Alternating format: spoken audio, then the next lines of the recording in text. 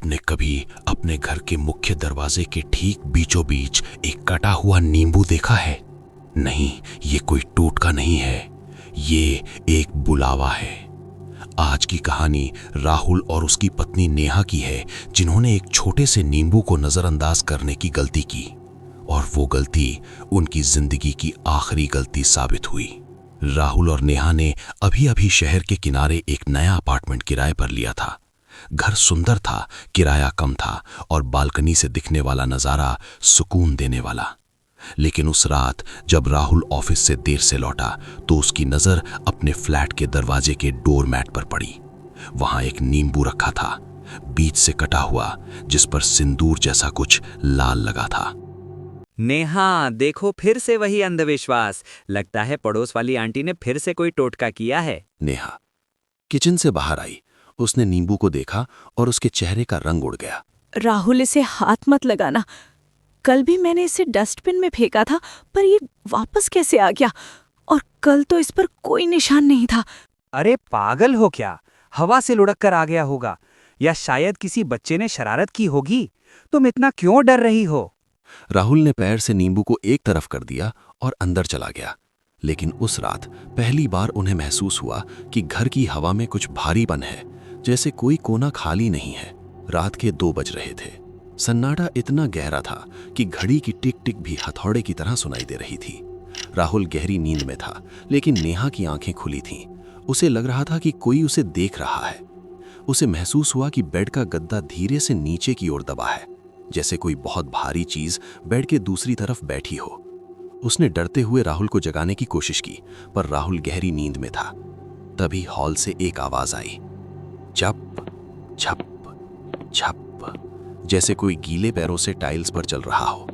नेहा का गला सूख गया। वो उठी और दबे पांव हॉल की तरफ गई। हॉल में अंधेरा था, सिर्फ बालकनी की खिड़की से हल्की चांदनी आ रही थी।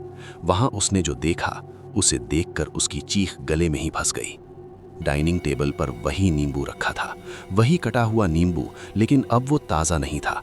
वो काला पड़ चुका था और उसमें से एक अजीब सी सड़न वाली बदबू आ रही थी।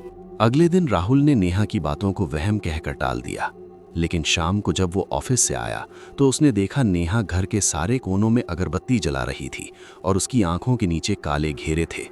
नेहा, ये क्या पागलपन है? तुम बीमार लग रही हो। राहुल, वो नींबू सिर्फ एक फल नहीं है, वो गिनती कर रहा है। कल वो एक था, आज दरवाजे पर 2 नींबू थे और दोनों पर हमारा नाम लिखा था। राहुल गुस्से में दरवाजे की तरफ भागा। वहां वाकई 2 नींबू थे। उसने गुस्से में उन्हें उठाकर बाहर गलियारे में फेंक दिया। कौन है? बाहर आओ, ये तमाशा बंद करो। गलियारे में कोई नहीं था और सीढ़ियों पर अंधेरा था। अचानक उसे महसूस हुआ कि उसके पीछे कोई खड़ा है। तीसरा तुम्हारे अंदर होगा। राहुल झटके से पलटा, लेकिन वहां कोई नहीं था, सिर्फ बंद दरवाजा था। उसके पसीने छूटने लगे। उसे लगने लगा कि शायद नेहा सही कह रही है। क्या ये सच में कोई साया है या उसका दिमाग उसे धोखा दे रहा है? उस रात राहुल और नेहा ने तय किया कि वो लाइट जलाकर सोएंगे। करीब रात के 3 बजे अचानक पूरे घर की बिजली चली गई। अंधेरा ऐसा कि हाथ को हाथ न सूझे। राहुल ने फोन की टॉर्च जलाई। रोशनी की किरण जैसे ही सामने वाली दीवार पर पड़ी, राहुल की रूह कांप गई।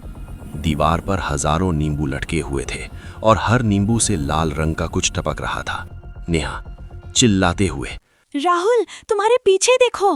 राहुल ने टॉर्च घुमाई।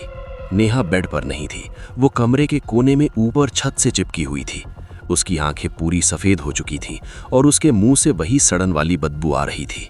नींबू खट्टा होता है राहुल, लेकिन खून मीठा होता है। राहुल पीछे की तरफ भागा। वो भागकर मेन गेट की तरफ गया, पर दरवाजा खुला ही नहीं। राहुल पागलों की तरह दरवाजा पीटने लगा। तभी उसे अपनी जेब में कुछ भारीपन महसूस हुआ। उसने कांपते हाथों से अपनी जेब में हाथ डाला। उसने बाहर निकाला एक कटा हुआ नींबू। राहुल ने अपनी छाती की तरफ देखा। उसके सफेद शर्ट पर एक लाल धब्बा उभर रहा था। उसने अपनी शर्ट के बटन खोले। उसकी खाल के अंदर मांस को फाड़कर एक नींबू बाहर निकल रहा था। अगली सुबह अंदर कोई नहीं था, बस फर्श पर 2 इंसानी कंकाल पड़े थे और उनके सिर की जगह 2 बड़े पीले नींबू रखे थे। और कहानी यहीं पे ख़त्म होती है। अगर आप नहीं चाहते कि अगला नींबू आपके दरवाजे पर आए तो अभी सब्सक्राइब करें और डर से कभी पीछे मत हटें।